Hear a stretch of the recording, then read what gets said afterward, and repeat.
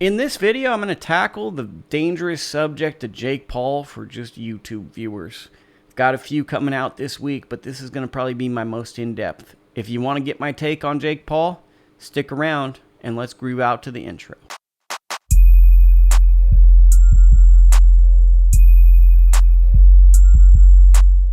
Jake Paul is going to be someone that's a polarizing figure because as boxing people, there's a level of humility and there's a level of blue collarness that we like about our fighters. And even beyond that, there's a level of achievement.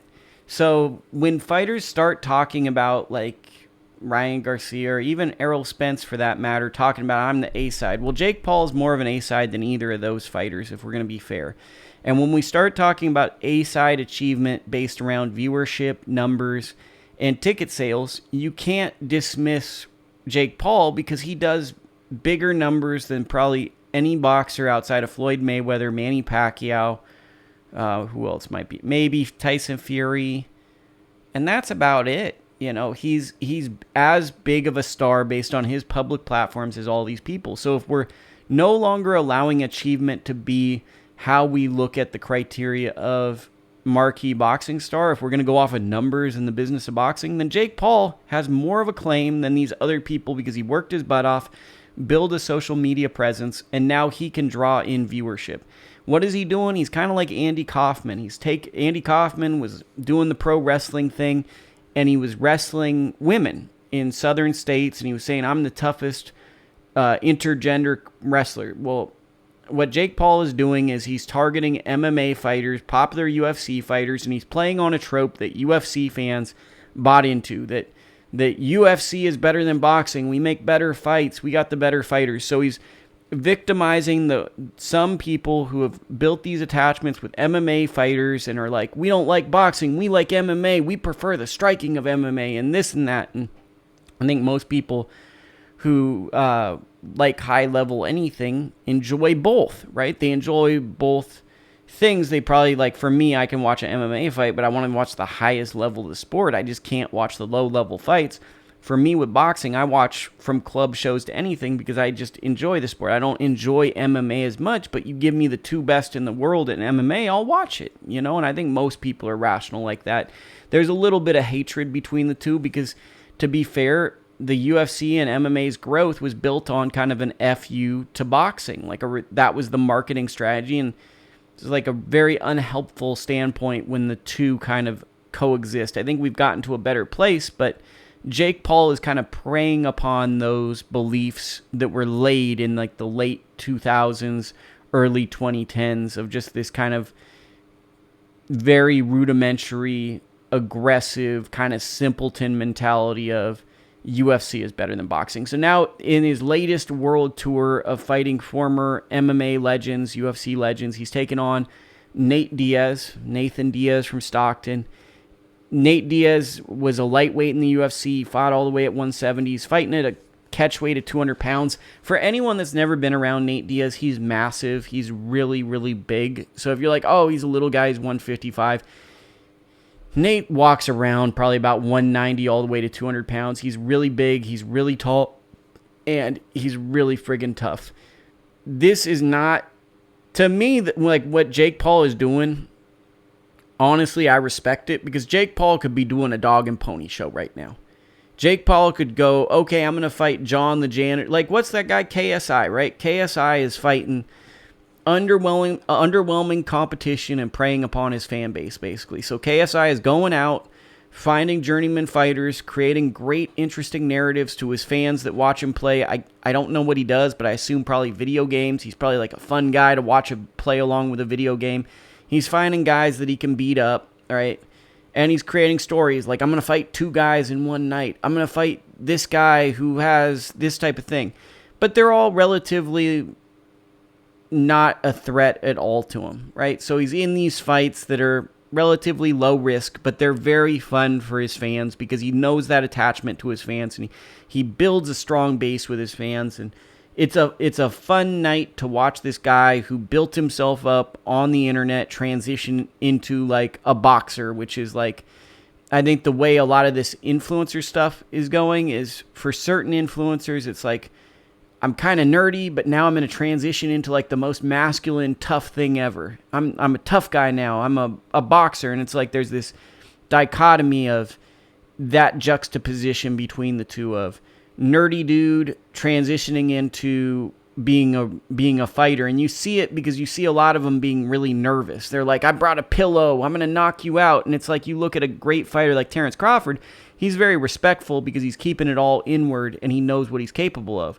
This stuff, the tongue tasseling, that's nerves. That's people being afraid. That's people who are scared. So you see a lot of scared people in these events, and the nerves come up with them just saying stupid stuff, goofball antics. What I appreciate about Jake Paul is he doesn't really partake in that.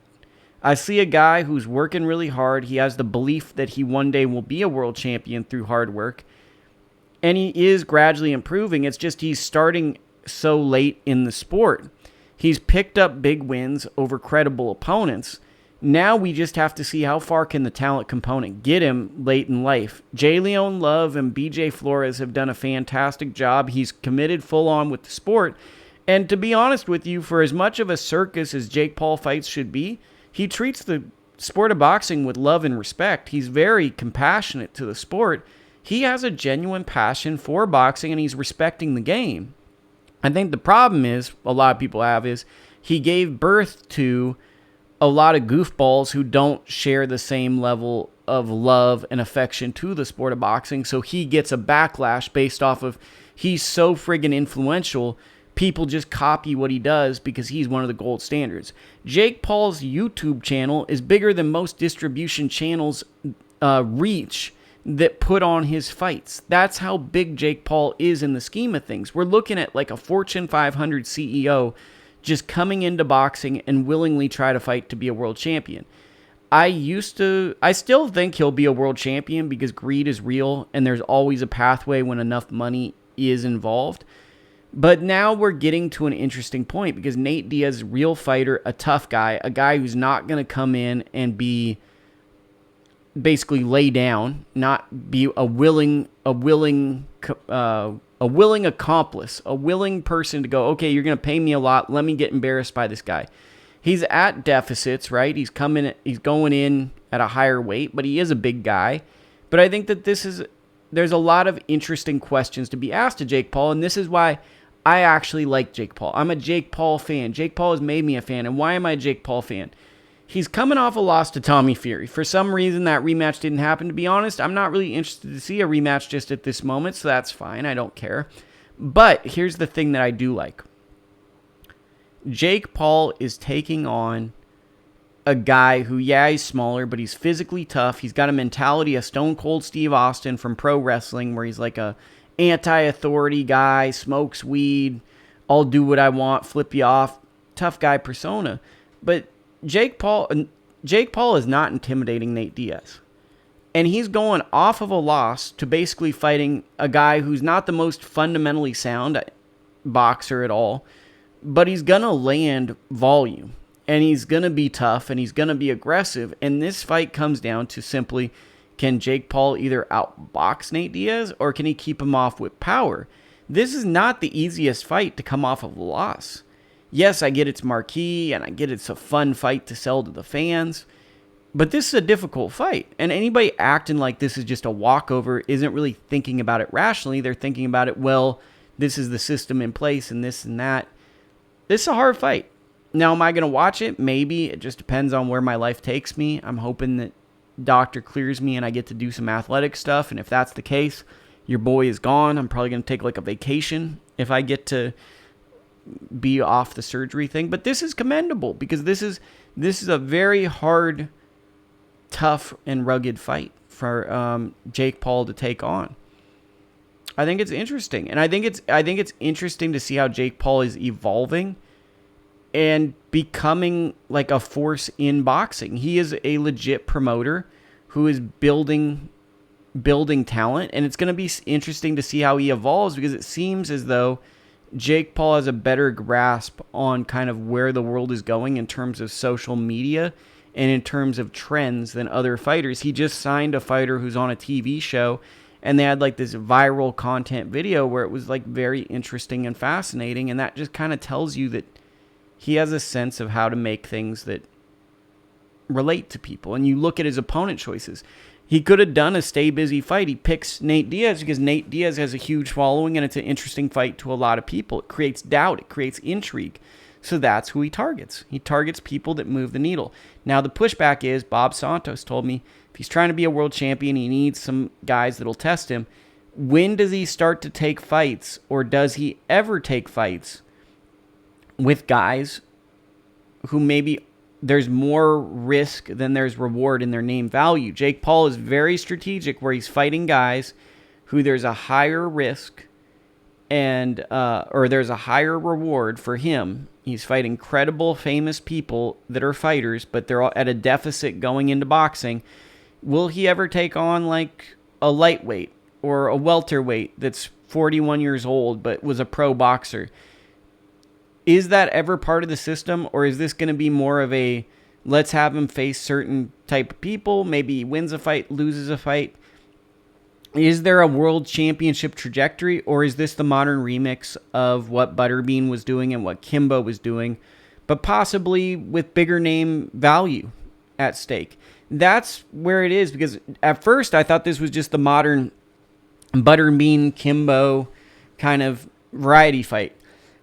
Now I'm wondering if Jake Paul has an ambition to be a world champion in a real sense, and if that's the sense, he's got to fight some of these journeyman opponents to kind of get those rounds. So I guess looking at this fight, I'm kind of curious at where he sees himself going next in terms of the sport, because is he going to be a novelty attraction that just makes a ton of money, and at some point maybe a belt opens up and they put a belt on this?